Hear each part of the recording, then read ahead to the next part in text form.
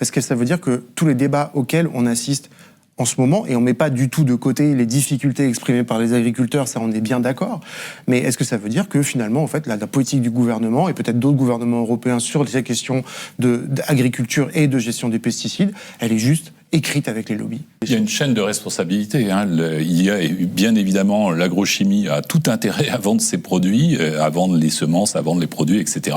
Il y a un certain nombre d'élus manifestement qui sont de toute façon dans une situation où dans leur circonscription où ils ont intérêt finalement à répondre à une colère par des mesures rapides, lapidaires, qui répondent effectivement pas forcément aux problèmes des agriculteurs. Et puis après, je pense que malheureusement la question écologique aujourd'hui, elle est l'objet d'un clivage politique qui n'a plus rien à voir avec la science, qui n'a plus rien à voir avec des politiques publiques, et qui font que il y a une partie des personnes qui entendent parler de ces problèmes, qui sont pas au courant évidemment de ces questions d'environnement au plan scientifique ou au plan juridique, et qui vont aller dans ce sens-là. Donc on est effectivement dans un moment un peu d'obscurantisme, on peut dire ce gros mot, quelque part, où il y a des intérêts contraires. C'est à la fois, moi si je devais écrire l'équation d'un déni, je dirais c'est conflit d'intérêts multiplié par mauvaise représentation culturelle.